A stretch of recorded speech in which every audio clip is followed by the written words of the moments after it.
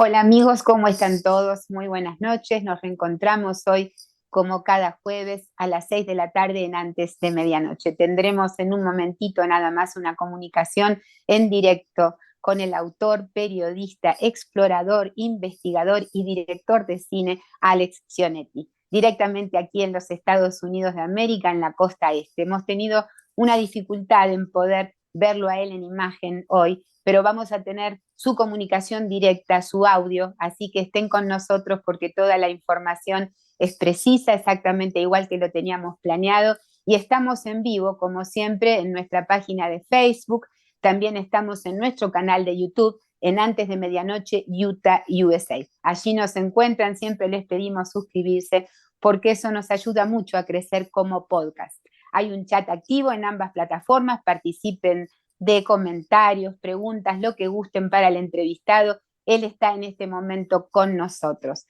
También queremos agradecer muchísimo a los Torino Auto Repair.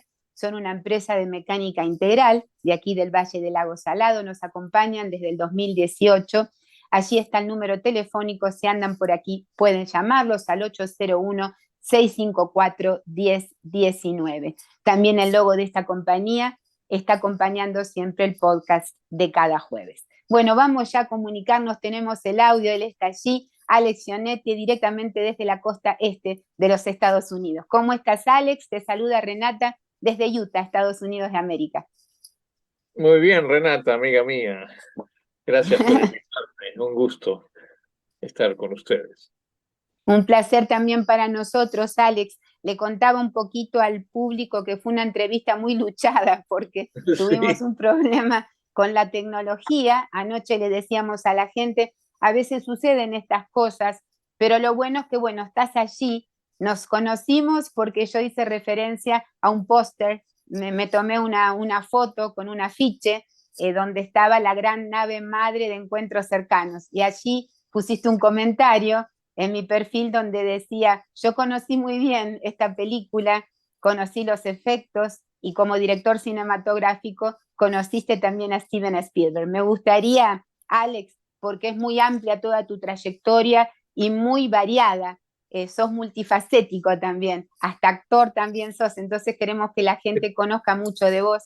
Pero ¿cómo fue que te vinculaste con esta película ya que estamos ambientados con este fondo de encuentros cercanos? sí, no, en mi comentario, como vi que tenías esa imagen y tocabas el tema OVNI, te comenté porque hasta recientemente he estado vinculado porque en el año 2017 se cumplieron 40 años del estreno, ¿no? Una película que viene del año 77, pero que se estrenó en el 78 en Sudamérica, en Argentina, cuando yo la vi. Yo ya era, digamos, un omnílogo, ufólogo, pero igualmente eso fue realmente, digamos, el remate, digamos, del bicho investigativo, ¿no?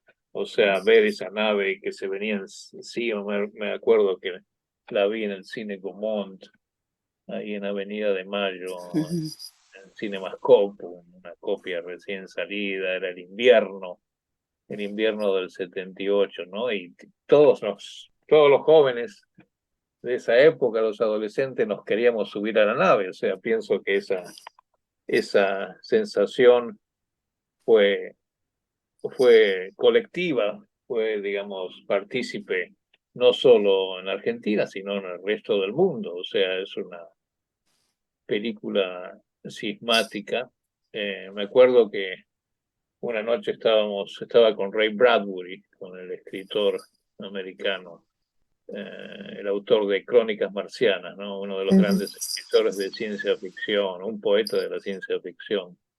Y empezamos a hablar del cine, ¿no? Y entre whisky y whisky empezamos a hacer comparaciones y hablar de las dos grandes películas, digamos, ufológicas que daban una esperanza a la humanidad y no la negatividad, digamos, de las guerras de las galaxias. Digamos. Y Bradbury decía, una fue el día que aparecieron la Tierra y la otra encuentros cercanos, ¿no?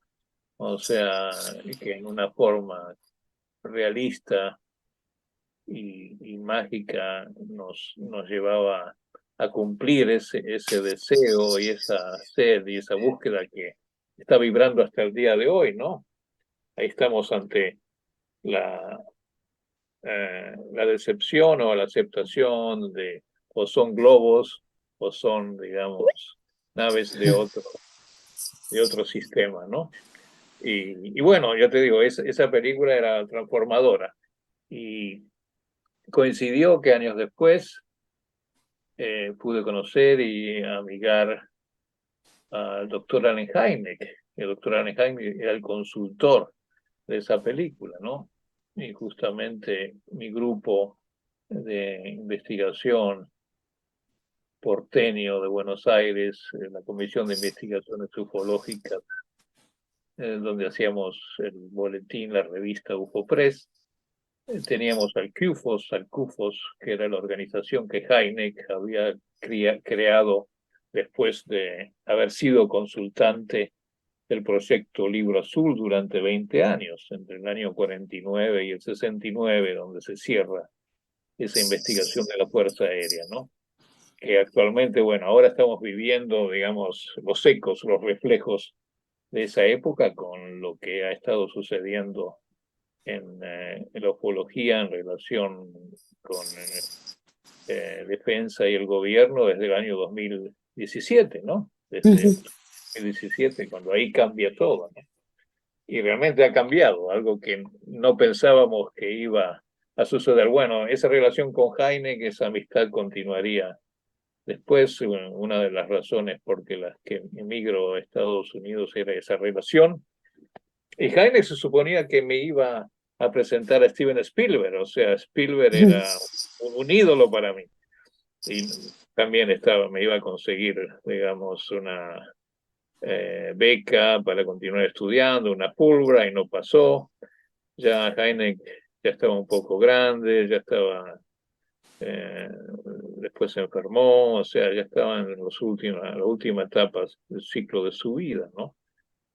Cuando yo emigro. Y él habla, digamos, que llama a la secretaria de Spielberg y le dice, pero vos, cómo pueden ser las cosas, le dan la vuelta a tortilla. Y cuando yo le iba a encontrar a Spielberg en ese año de mis primeros meses, mi primer año, me dice, no, pero el doctor Hynek no dice que no es realmente un amigo de años. Digo, bueno, y yo eso realmente, digamos que me afectó mucho, ¿no? Y lo confronté al doctor, a Joseph. Me dice, no, yo no dice, casi lloraba, dice, no, yo no, nunca dije eso. Yo dije, bueno, que realmente nos conocimos en los últimos años, pero no, no, así son las cosas de introducir a otra persona, ¿no? O sea que al final, en ese año no me recibió, o sea, pero pasarían años, pasarían, digamos, encuentros y al estar yo también viviendo en Los Ángeles, en Hollywood, digamos, y Spielberg estar en esa zona de, digamos, de relaciones. Finalmente lo pude conocer a través de su publicista, y su publicista, la mano derecha de él, que ha sido amigo los últimos años y fue el que me convocó a ser, digamos, asesor, consultante digamos, del reestreno de la película, ¿no? O sea, a mí me tocó el mismo rol del doctor Hynek, 40 años antes, hacer una relación ufológica, hablar a la nueva generación de la importancia del fenómeno, o sea, y de definir qué era el encuentro cercano del primero, segundo y tercer tipo. Para eso fui convocado por Sony Pictures. Sony, en la época que fue estrenada, no era dueña de la Columbia Pictures. Encuentros cercanos del tercer tipo fue producida por Columbia, ¿no? Y bueno, Columbia fue absorbida por la compañía japonesa Sony. O sea que estuve trabajando para Sony, para lo que quedaba de Columbia y para Spielberg directamente, o sea, para Amblin, haciendo este rol. Y a diferencia del año 78, que donde no existía la internet y solo se hacía publicidad a través, digamos, de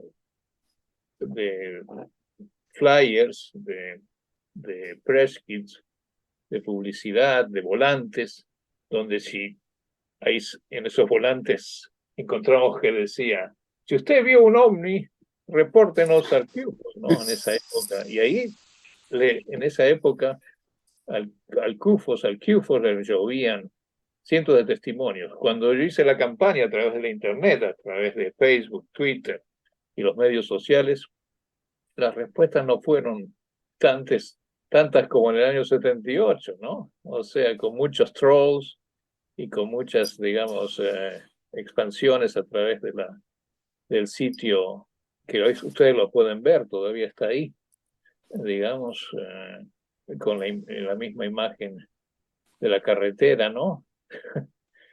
Que tú tienes atrás.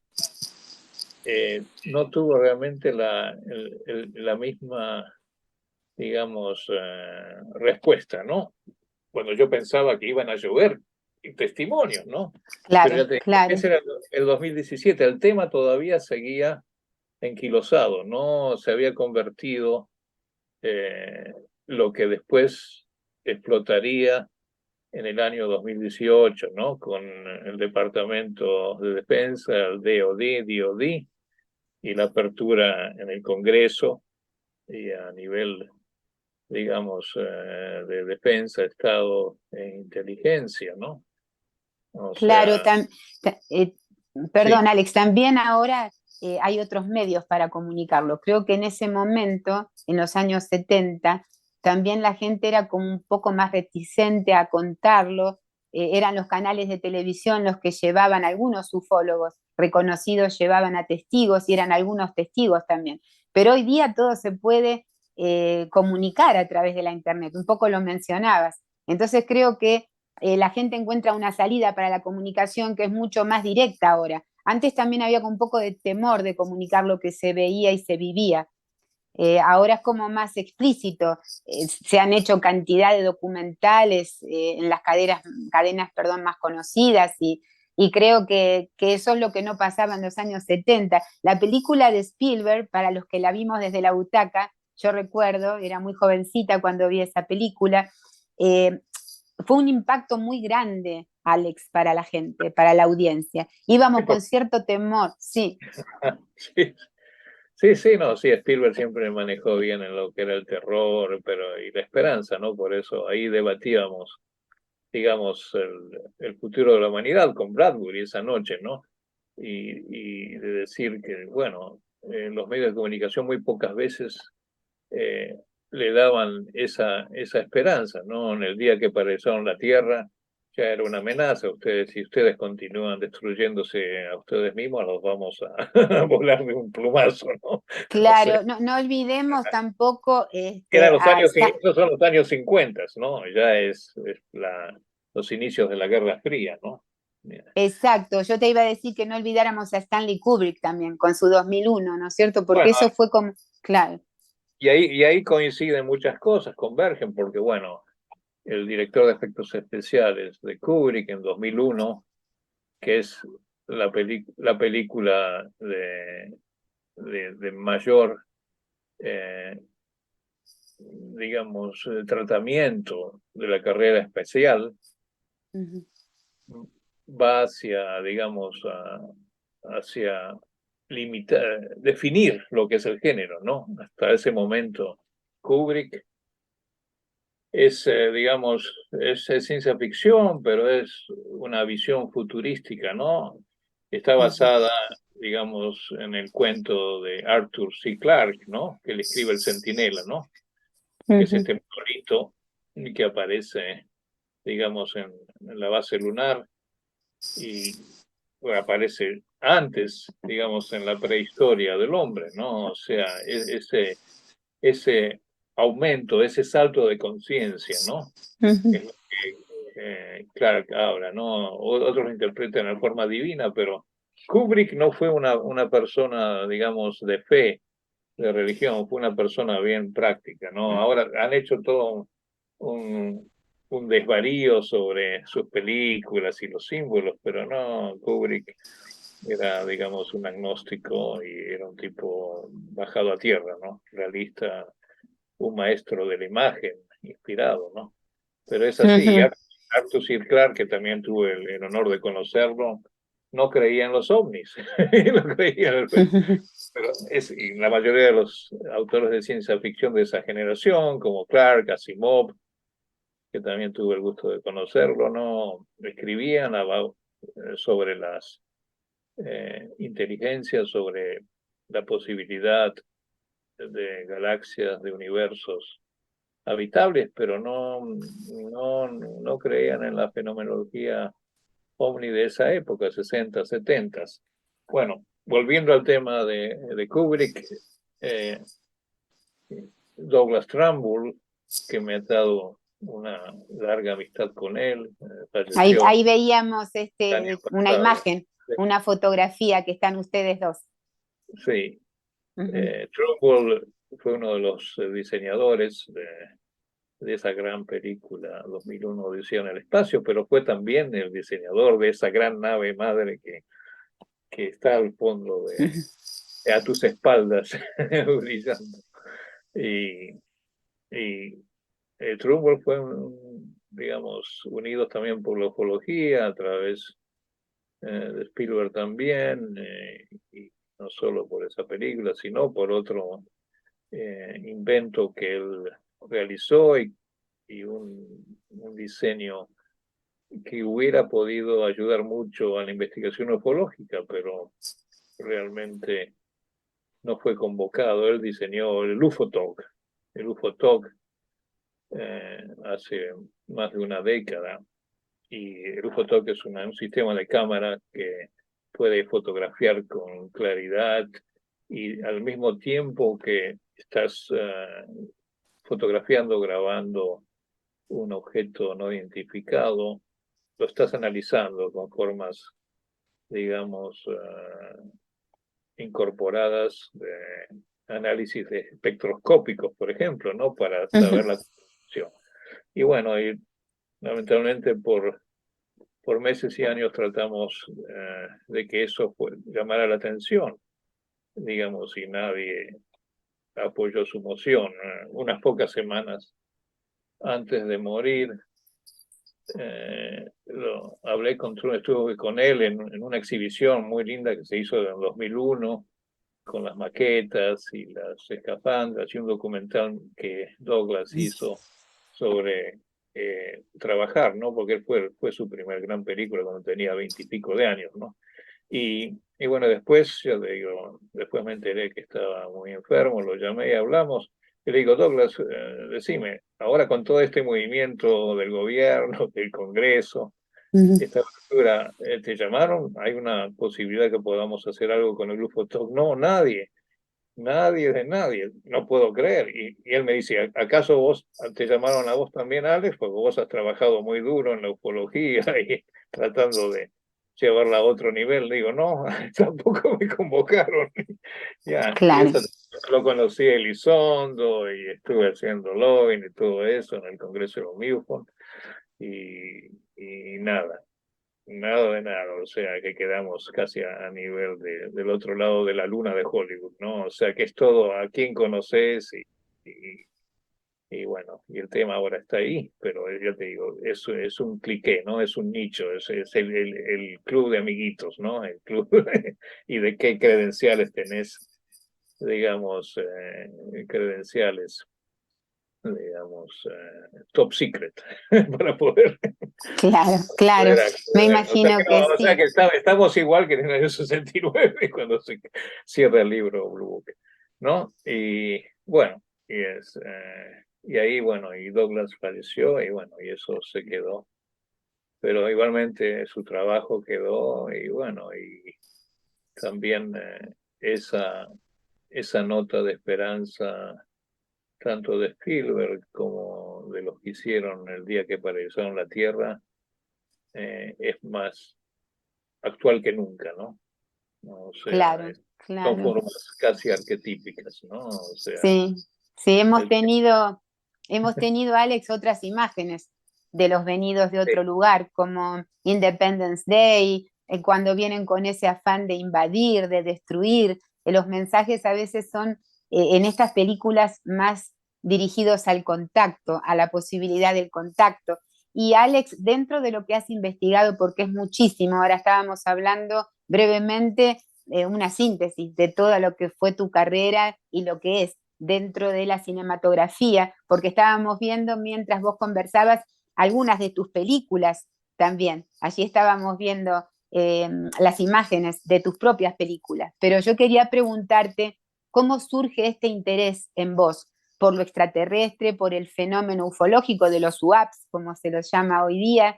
¿Qué es lo que ocasionó ese salto en vos de querer conectarte tanto con esto? Has investigado muchísimo, ahora vamos a hablar de tu investigación también, pero en tus libros, La confrontación final, OVNIs, misterios de cuevas de tallos y mundos paralelos, vos citas algunas de esas experiencias, pero yo quisiera preguntarte cómo nace esto en vos y también cuál es tu concepto del fenómeno, porque dentro del cine se los presenta de muchas maneras, pero cuál es tu manera de pensar, tu criterio. sí, no, digamos, yo comienzo ya desde niño interesado por cosas que me pasan a mí, digamos, dentro de la sensibilidad. Yo me acuerdo que eh, una vez viniendo por la ruta 2 vemos una, en lo alto una formación, un objeto metálico, y era la época de la Géminis o del Apolo, me acuerdo, y me acuerdo con padres y mi hermano paramos junto a la ruta a verlo, ¿no? Y estamos hablando de la década del 60, finales de los 60, y eso me quedó, ¿no? Pero esa época también eran, digamos, un periodo donde también los medios de comunicación te mostraban series de televisión, donde aparecían, digamos, los marcianos, ¿no?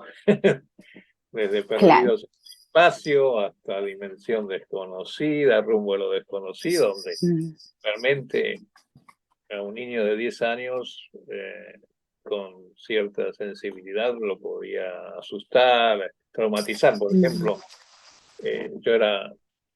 me encantaban las figuritas Marte Ataca, y las figuritas Marte Ataca yo las coleccionaba, y yo te digo, te estoy hablando del año 63, 62, 63, cuando salen, yo tenía 5, 6, 7 años, ¿no? Y hacía, durante el día tenía esa morbosidad de ver a estos marcianos con el cerebro, esqueletos, calaveras, con los cerebros afuera, masacrando. Esas figuritas te mostraban la morbosidad, el gusto por la violencia y la sangre de la cultura americana de esa época, ¿no? O sea, de esa, porque no vas a encontrar unas figuritas más macabras y sangrientas que eso.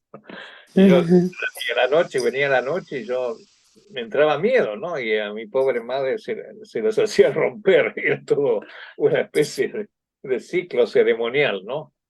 De, de, de, de tener que aplacar, porque tenía el miedo que esos ancianos descerebrados aparecieran por la ventana de mi dormitorio, ¿no? Así que no, y son, sí, memorias que confundían, a lo mejor, bueno, hasta qué punto uno tenía sueños o existían ya este fenómeno de abducción también, ¿no? Que se da en muchos niños, ¿no? Se da en mucha gente, más en esa época.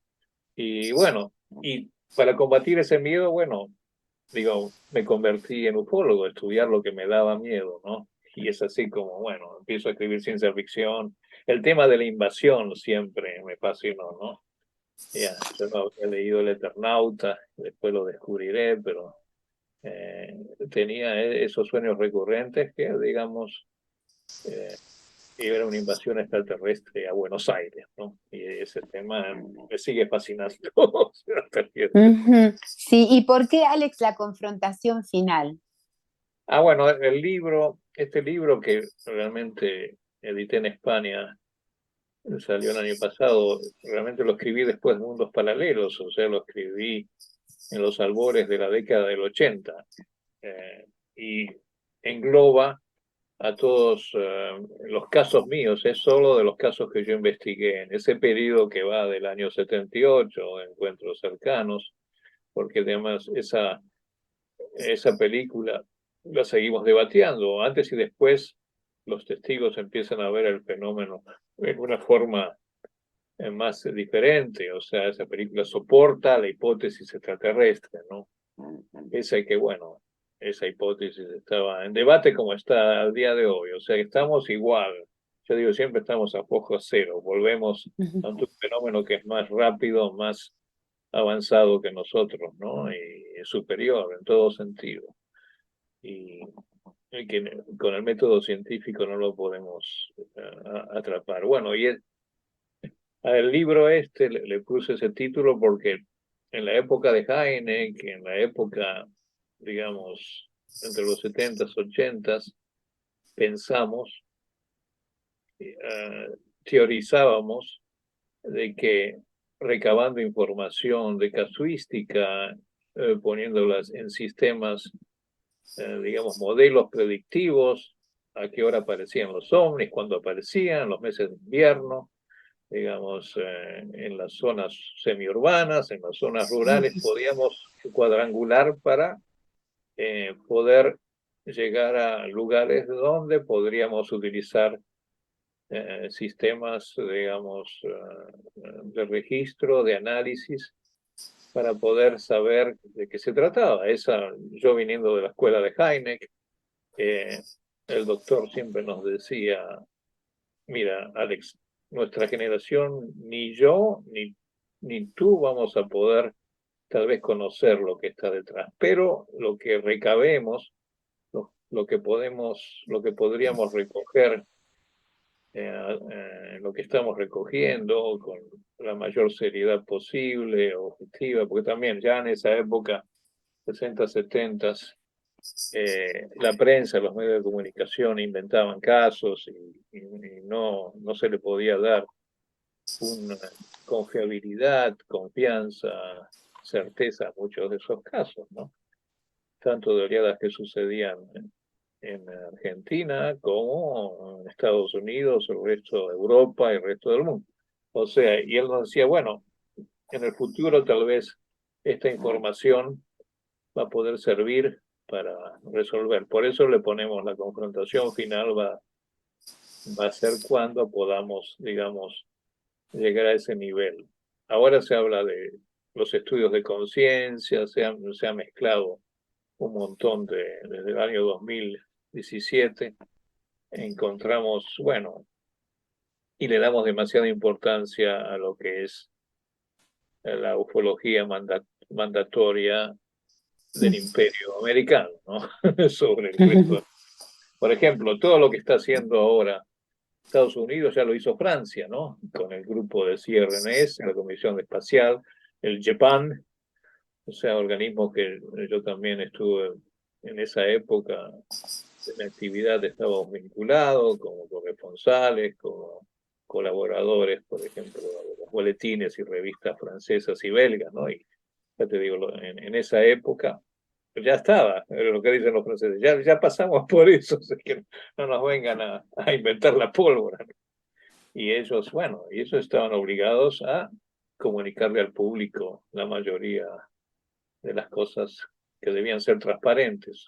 Ahora se habla de transparencia, pero no lo hay, porque lo que pasó con los globos se están ocultando.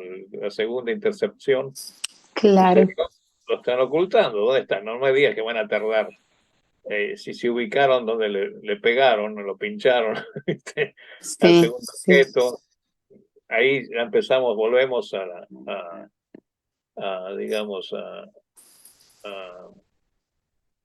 ¿cómo es? A superponer los, las líneas de la torta, o sea, los niveles, ¿no?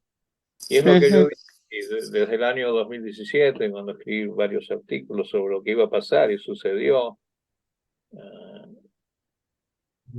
es que le damos, le- se, no se puede, digamos, separar el tema de defensa e inteligencia y para encontrar, digamos, una respuesta, ¿no? Cuando Porque, Alex, está- sí, perdón. Sí, si pensás que sí. es un encubrimiento, o sea, por un lado, lo hablábamos hace poquito también con Carlos Guzmán, que él nos decía que era muy extraño la actitud que habían tenido, ¿no? Como por ejemplo cerrar el espacio aéreo hace una semana de la base misilística de Montana, una cosa tan seria, pero también hacíamos nosotros referencia en el programa del ataque a Los Ángeles, aquel ataque. Sí, cuando Estados Unidos entra en la Segunda Guerra Mundial y el terror que tenían, pero también a lo extraterrestre. Es muy raro todo lo que se habla, que una funcionaria del gobierno tuvo que salir a decir que no se trata de seres de otros planetas, pero es como que de alguna manera se está aceptando que podría haber sido. Es muy extraño. ¿Vos pensás que que es un encubrimiento, es algo muy bien trazado, Alex? No, yo no creo, no está bien trazado, no hay un plan ahí, digamos, pienso que es maquiavélico en el sentido de cubrir todo y saben, digamos, es muy limitado lo que la Fuerza Aérea, la Marina eh, y digamos, tienen conocimiento, o sea, y la NASA también, siempre están con la NASA, la famosa pregunta que de niño, de jóvenes nos hacían en todas las conferencias. Sí, la NASA sabe, lo tiene Claro, escondido. claro, ¿por qué no lo dices? Sí. No, sí, no, es algo que recién ahora se están despabilando, ¿no? Porque la actitud siempre ha sido muy provinciana, ¿no? O sea, muy de suburbia, ¿no? O sea,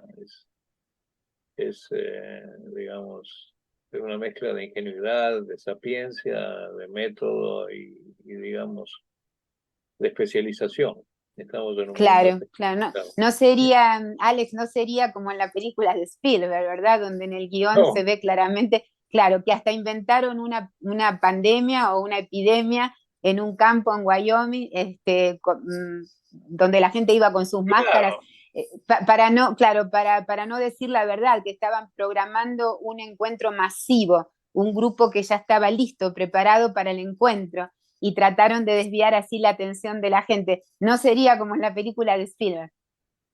claro, en cierta forma también es elitista, digamos, el desarrollo que hace Spielberg, ¿no? En su guión, pese que Spielberg dice que escribió el guión, pero ya hubo otros autores que lo ayudaron años antes del draft final de ese guión. De eso podemos hablar de varias horas, que no tenemos, pero Uh en -huh. otra oportunidad podemos analizar más la génesis de esa película, ¿no? O sea, sí, en cierta forma era, digamos, un, digamos, es una forma casi clandestina de contacto, ¿no? O sea, igualmente había unos elegidos, ¿no? Que eran de diversas niveles de la sociedad, ¿no? Que Uh habían -huh. tenido y habían sido escuchados, ¿no? O sea, los elegidos hacia el monte Sinaí, digamos, casi, porque es un poco la Torre del Claro, Diablo. es una montaña también, la Torre del Diablo, con una Sí, es una historia montaña también muy sagrada, ¿no? Es interesante. una Uh montaña -huh. sagrada como era para los indios de Wyoming, que decían que un oso gigantesco la había raspado con su pezuña y ahí tenía esta forma de lava, ¿no? Y, y, y mucho más. Pero sí, es interesante. Por ejemplo, en el día que aparecieron la Tierra, es, eh, es abierto, ¿no? O sea, es el contacto abrupto, el descenso en Washington, cerca de la Casa Blanca, ¿no? Y que no pueden realmente romper ese blindaje, ¿no? O sea, ahí estamos y ustedes nosotros hacemos el contacto, ¿no? Uh Y -huh. aceptan nuestros términos. si no los pulverizamos, ¿no? Y era volver a eso, ¿no? O sea, en nuestro universo tenemos muchas dimensiones paralelas, ¿no? Cada vida es un mundo, un universo paralelo y todo. Sí, lo mencionas también en tu libro, ¿verdad? Mundos paralelos, Alex. Sí, ese es mi primer libro, ¿no? Ujú. Yo lo considero un libro de culto, ¿no? Un clásico del realismo fantástico, pero ahí englobé todos los temas de misterio que se tocarían en los próximos 40 años.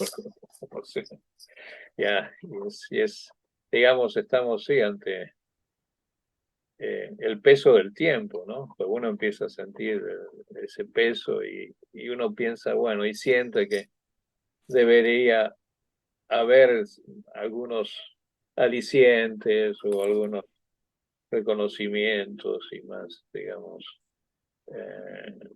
comunión, ¿no? Comunión entre las almas y los pensamientos, pero estamos ante un mundo dividido, estamos en un mundo en guerra otra vez, constante, Ujú, ujú. y vemos que no, de un siglo, de la Primera Guerra Mundial, hasta ahora se repiten cosas, son ciclos, ¿no? Ciclos de epidemias, ciclos de guerras, ciclos de, digamos, de enfermedades y distensión. Y pese a todo, bueno, hay ciertas islas de esperanza, ¿no? Ujú. Y hay que navegar entre esas islas, ¿no? Claro. Y Alex, ¿pensás en una comunicación masiva en algún momento, como que se aproxima un futuro donde este fenómeno va a ser más perceptible por las personas? Si Bueno, ahora, actualmente está sucediendo, sí. sí, no, ahora por eso hablábamos de la época del 78, de la oleada, o sea, esa oleada era mediática también, porque, Ujú. bueno, la película se estrena en el noviembre del 77 en Estados Unidos y coincide con las estadísticas, se ven las estadísticas que se hizo en la, digamos, con el UFO-CAT de Heineck, eh, eran coincidentes, ¿no? Los altos y bajos, ¿no? Alex, estábamos hablando de esta esperanza en un contacto masivo. Vos estabas haciendo referencia. Yo te decía si el fenómeno está variando, está como siendo más perceptible por toda la humanidad.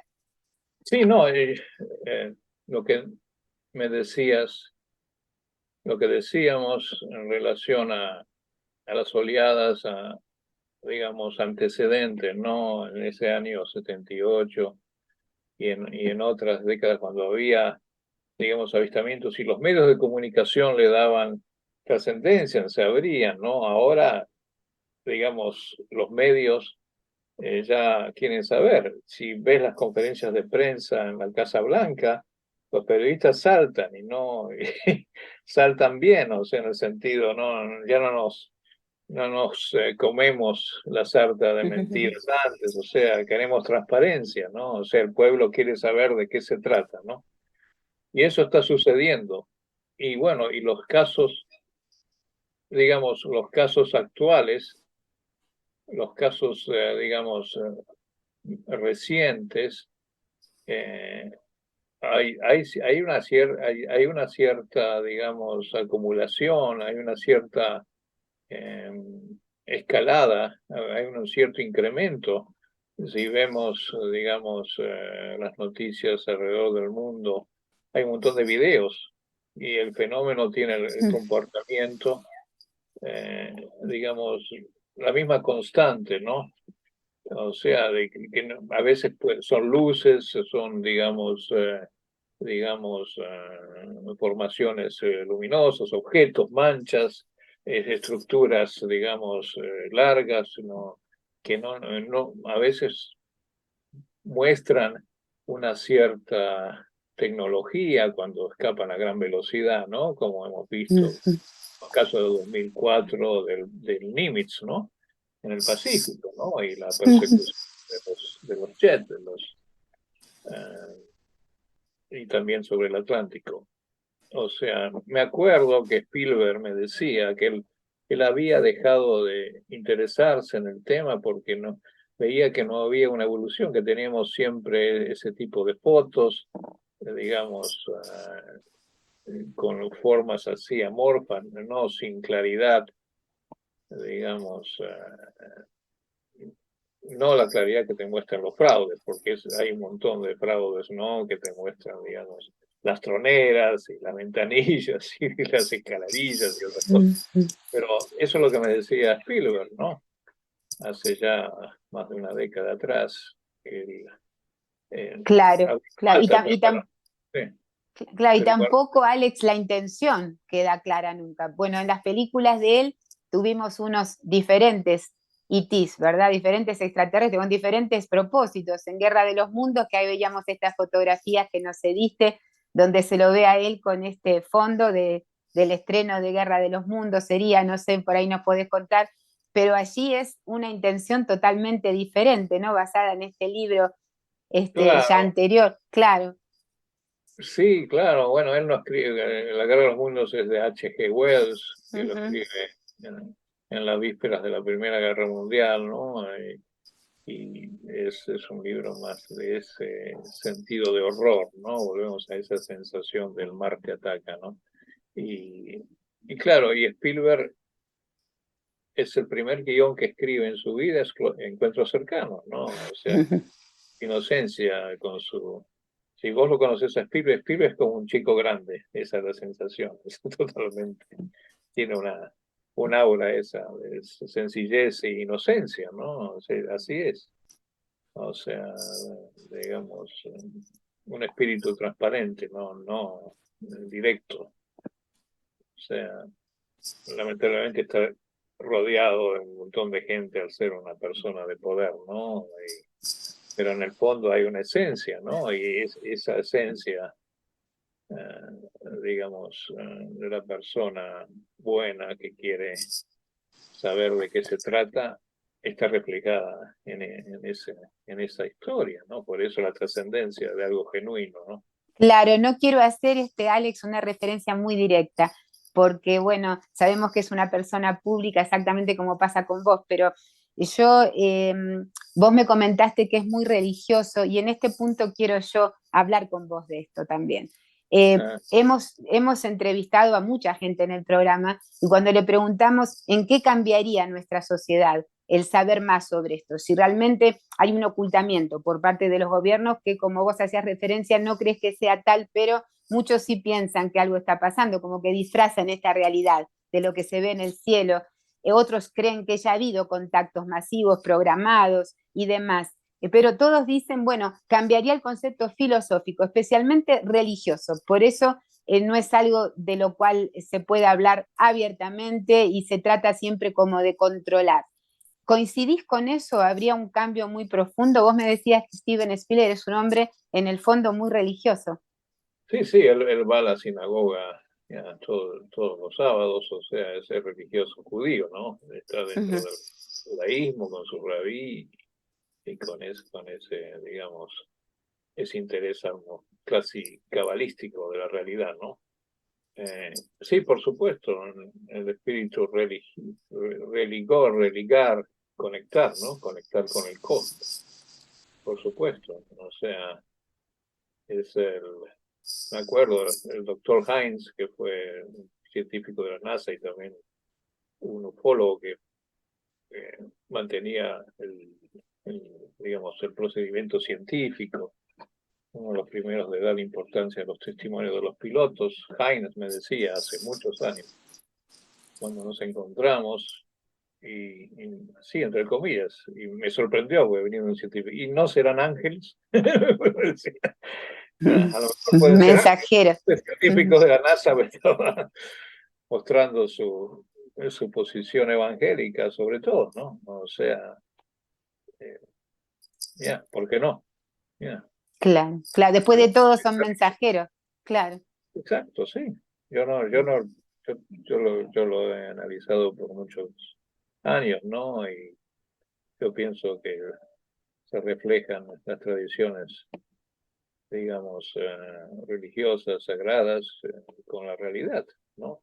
O sea, muchos pueden ser seres angelicales y muchos demonios, ¿no? Yo pienso, para mí, lo he debatido, y los dos grandes investigadores de abducciones han sido grandes amigos míos, ¿no? Como el doctor David Jacobs y Bud Hopkins, ¿no?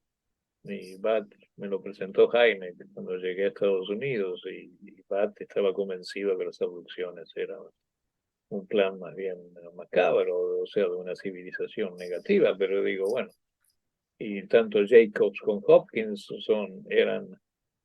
bueno, David está vivo, Hopkins falleció hace unos años, o sea, era una mente racional, judía, cristiana, racional, que creían de esa forma, ¿no? O sea, no veían que este fenómeno podía ser también infestaciones demoníacas, ya, luciféricas, ¿no? Porque la gente, Claro. y no hay esperanza, o sea, hay todo un engaño que se le hace al testigo, ¿no? O sea, se mezcla, como decía, es todo un mundo de dimensiones, ¿no? Está el aspecto material, Exactamente, exactamente, el Ale. aspecto, digamos, etérico, está demasiados naipes en el mazo, ¿no? Claro, y es difícil también para nuestra mente comprender un fenómeno de los multiversos en nuestra manera tridimensional de comprender, ¿verdad? Es muy complejo comprender el propósito de este fenómeno. Sí, sí, es como el fenómeno del tiempo, es como el fenómeno de la vida y muerte, o sea, no, al no experimentarlo, no, no podemos llegar a entenderlo, ¿no? O sea, Exactamente. Alex, bien, vamos a ir un pequeño corte que tenemos ok, acostumbrado en el programa. Cuando regresemos, vamos a conversar de esta otra parte interesantísima de tu vida, tu viaje a la cueva de Tallos, a la cordillera del Cóndor, para que entremos un poco en esas cavernas, en esas cuevas, en ese sistema. Volvemos en un momentito nada más con más Alex Ionetti en Antes de Medianoche. Ya volvemos. Ya regresamos con Antes de Medianoche.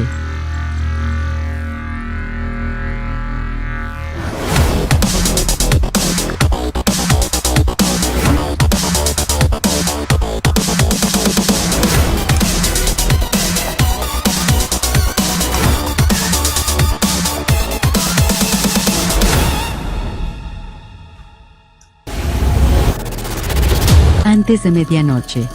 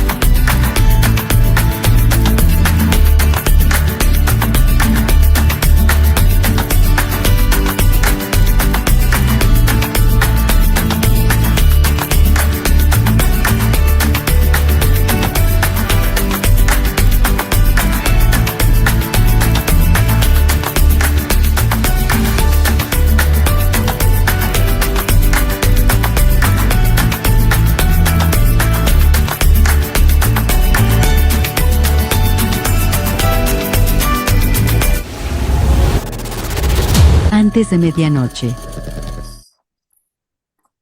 Amigos, continuamos entonces. Queremos agradecer a todos los que nos están acompañando hoy allí desde sus casas. Gracias por seguirnos, gracias por estar. Siempre les invitamos a suscribirse a nuestro canal Antes de Medianoche Utah USA. Eso nos ayuda muchísimo, como siempre les decimos, a crecer como podcast. Agradecemos también a los grupos que nos comparten en todo el mundo y hacen posible la difusión de Antes de Medianoche. Los argentinos en Madrid, la página oficial. Agradecemos a Silvia y Andrea Simondini con su grupo Visión OVNI. Argentinos en Utah, latinos en Utah, los uruguayos en Las Vegas, Nevada, Estados Unidos de América, Urantia Internacional, los avistamientos OVNI en la Argentina y en el mundo. Agradecemos a Missing 411, también a SUFON, la Asociación de Ufólogos del Norte de Chile, los latinos en Utah County, OVNIS, Reportes Argentina Oficial, el Café Ufológico de Mendoza, Argentina, Podcast de Salt Lake City, los OVNIS, OVNIS Paraguay, los Expedientes Secretos X. Agradecemos a Utah en español, Café Ufológico de Santiago de Chile, UFO Monterrey, Comunidad Estelar, argentinos en Miami, Florida. Agradecemos a Park City Eventos Latinos, es una página local de Utah, los que creen en vida extraterrestre. Hispanos en Sacramento y Arizona, latinos en New York, el grupo del señor Jaime Maussan. Agradecemos a The Secret of Skinwalker Ranch, los ufólogos Uritorco, la Cena Ufológica, Hispanos Unidos en Boston, latinos en Long Island y New York. Agradecemos a los hispanos en el norte de California y a Eric von Daniken Fans. Gracias a todos por compartirnos. OVNIS en México también, muchas gracias.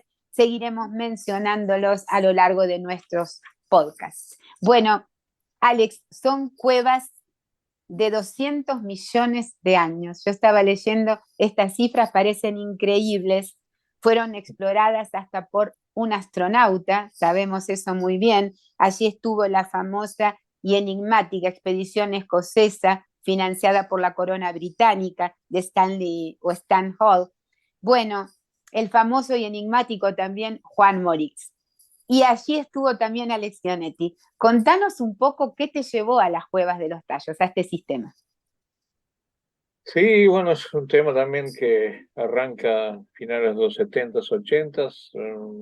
Me llevó, bueno, ya había escrito un capítulo en mi primer libro, Mundos Paralelos, y esa búsqueda arqueológica. Otra parte que he desarrollado es la exploración e investigación de las civilizaciones desaparecidas, ¿no?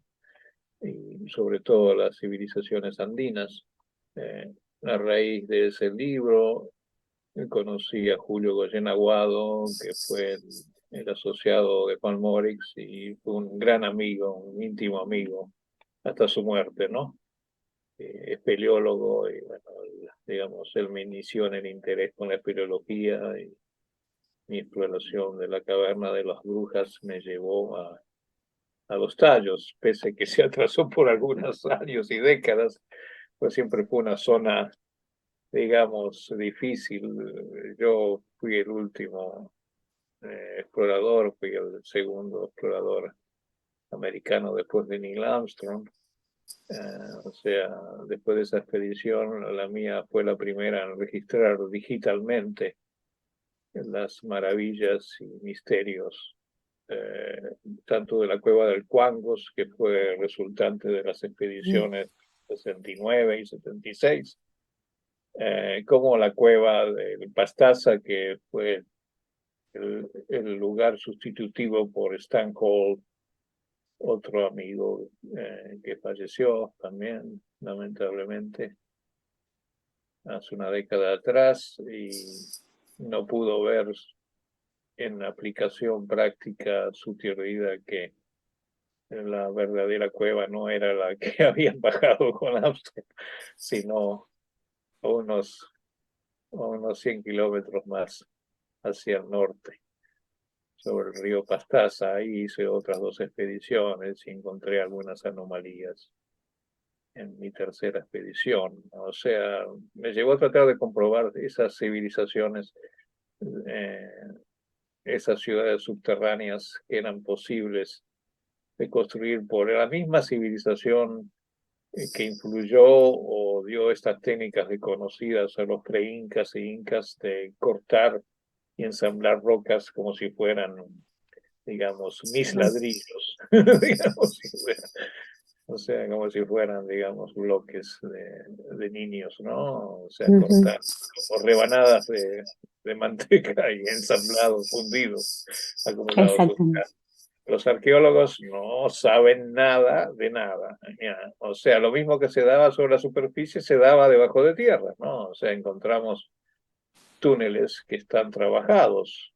Ese es mi gran dilema con otros, digamos, espeleólogos y geólogos ecuatorianos que porfían de que eso es natural, erosivo de las intrusiones fluviales sobre las formaciones calcáreas, andesita o granito, arenisca, etcétera. O sea, encontramos esa puerta, esos bloques fueron manipulados y esa expedición, digamos, al cual para mí era encontrar ese ángulo donde mostraba una foto que ni el propio Morix ni Julio sabían dónde estaba y que es una piedra angular.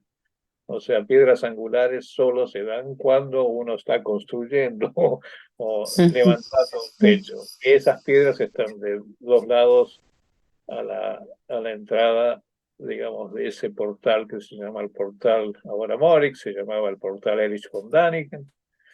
Ya, digamos, le cambiaron el título, por supuesto. Däniken había mentido porque nunca estuvo, pero nunca tampoco vio la biblioteca de oro metálica, pero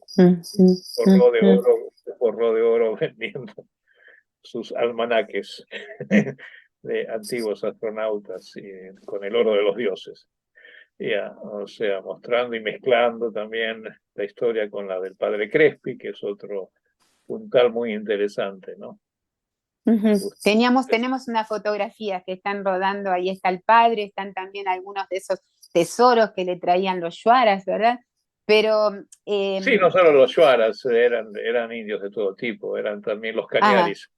Los, ajá, los, los indios Shuaras nunca conocieron lo que era, digamos, los metales, nunca desarrollaron una industria metalúrgica. Digamos, las culturas andinas de la sierra, sí, tanto en Perú como los Quituscaras en la costa peruana, en la costa ecuatoriana, en esa conexión de la Sierra Central peruana y pues la misma unidad andina, ¿no? Al final, las fronteras, olvidémonos de las fronteras cuando hablamos del Tahuantinsuyo, ¿no? O sea, no existen. está Y todo conectado. Son galerías porque todo, se habla, sí. claro, que llegan hasta el norte de Chile, ¿verdad? Yo escuché que son galerías que se pueden presumir comunicantes, Alex. Sí, sí, por eso, digamos, esas expediciones a la Caverna de las Brujas era encontrar esas conexiones que iban geológica y, digamos, artificialmente hacia el norte, ¿no? Debajo de la cordillera, por toda la cordillera de los Andes hasta Ecuador y continuar hasta Venezuela o hasta la Sierra Madre Americana, ¿no? Encontrar, bueno, Cusco, hablemos de Cusco, donde tenemos un montón de galerías, en Sacsayhuamán, debajo hay varios niveles, ¿no? Pisac, etcétera, ¿no? O sea, el preincanato, por eso nombraba a los indios cañaris, eran más los indios cañaris, sí desarrollaron metalurgia y desarrollaron también lápidas con inscripciones que conectan las Américas con el Medio Oriente, o sea, con escrituras semíticas, escrituras, digamos, de simbologías asirio-babilónicas, fenicias, etc. Ese es el enigma, que algunos hablan de que primero fue América, ¿verdad? Que es mucho más antigua lo que se ha encontrado aquí que en el resto del mundo, como si hubiesen emigrado también hacia otros lugares. Yo te quería preguntar, vos mencionaste unas anomalías que registraste, ¿nos podés ampliar un poquito qué es lo que encontraste en tu investigación, Alex? Sí, voy dejando de los lugares clásicos de la cueva del Cuangos, voy a la cueva del Pastaza, como nombraba, que es, ¿cómo se llama en el idioma? Yo ahora estoy tratando de acordarme, Chimbotayo. Y esta cueva, bueno, tiene como una especie de culturas a nivel del río, porque también el río crece, que tenían forma de animales, una forma de piranha muy clara, que se me olvidó, no sé si la viste en mis álbumes de Facebook, pero estaban ahí representando la fauna del lugar. Uno pez piranha, otro nave, después había un sistema de yunque como para atar, digamos, sogas, si navegaban y entraban por el río hacia los interiores de la caverna, ¿no?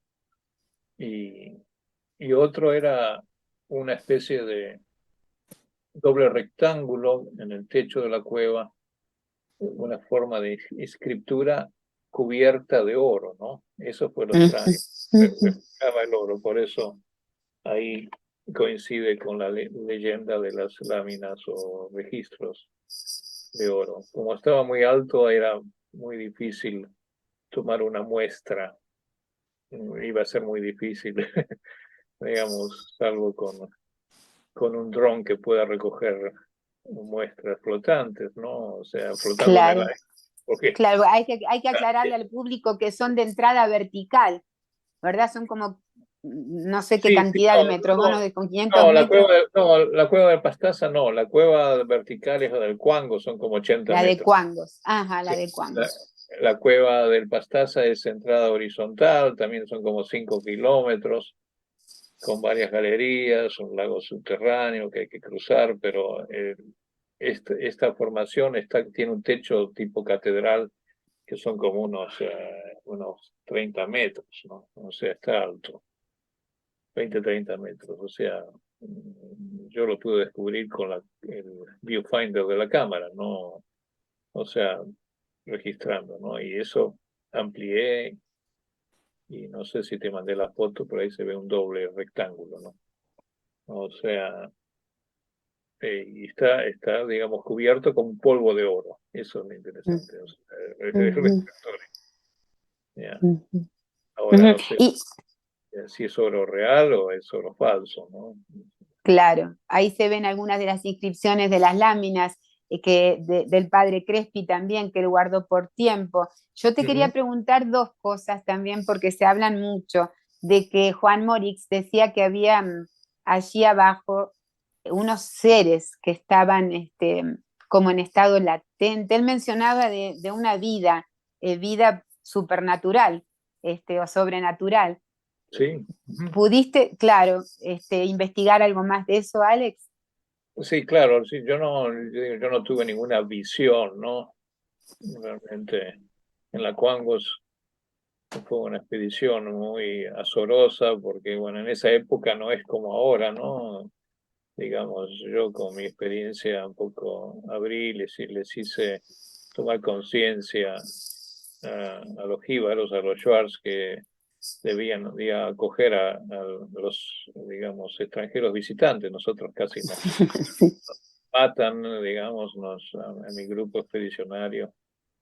Eh, sin razón, ¿no? O sea, por eso tuvo un tiempo limitado de estar en la cueva. Ahora, digamos, es una, digamos, los chicos pueden ir de excursión escolar a la cueva. Cambió. Yo tuve que atravesar la selva con mis, digamos, reflectores, la cámara, el equipo, el generador, como las expediciones del siglo XIX, y por tierra, ¿no? Ahora pueden llegar por río, o sea, los indios ya no están más cabreros como estaban ya hace unos 10, 15 años atrás. Eh, eh, y digamos,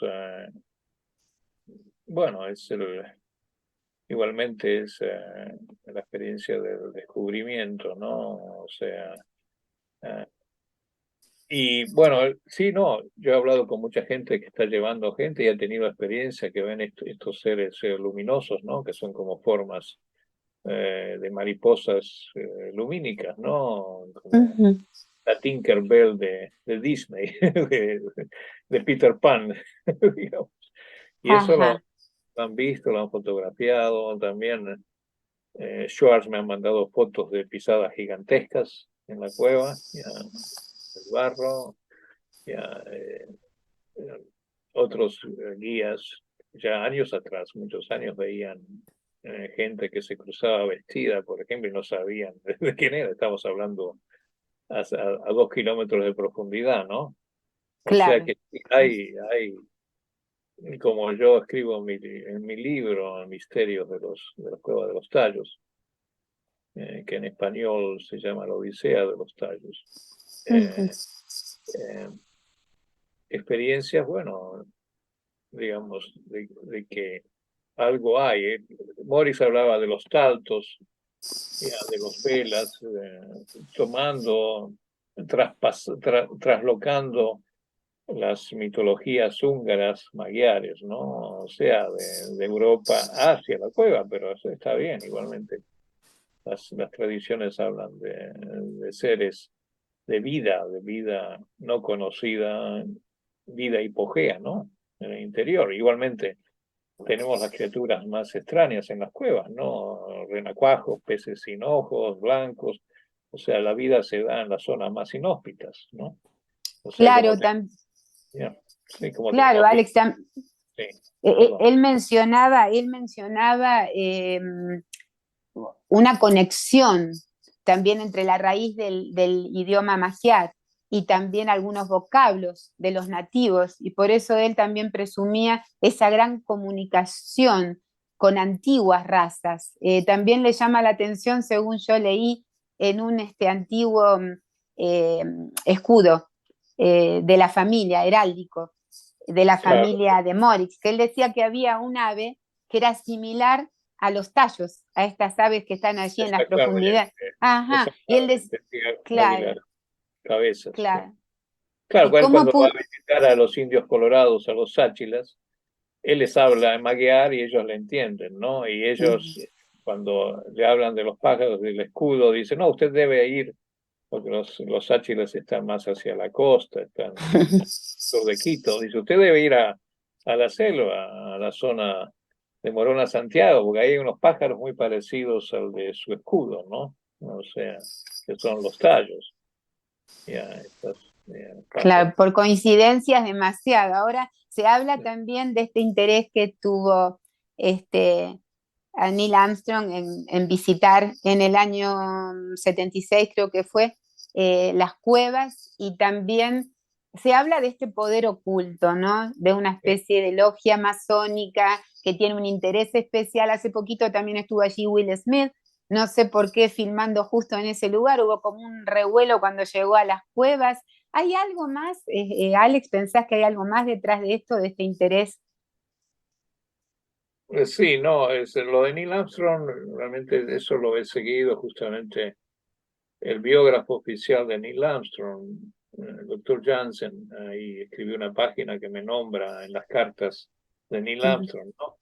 O sea, como revisando el tema de los tallos, porque Neil fue por otras razones, él no realmente no le gustaban las hipótesis, digamos, sobrenaturales, no le interesaban los ovnis, no quería hablar del tema extraterrestre, pese a que habían tenido una experiencia llegando a la Luna, ¿no? Porque los otros dos, Aldrin y Collins, me contaron que vieron algo, ¿no? Y eso, eh, cuando estuve la última vez, hace 3 años, en el Explorers Club con los dos sobrevivientes, ahí comentaron que sí, una luz los siguió, ¿no? O sea, eso fue de primera mano.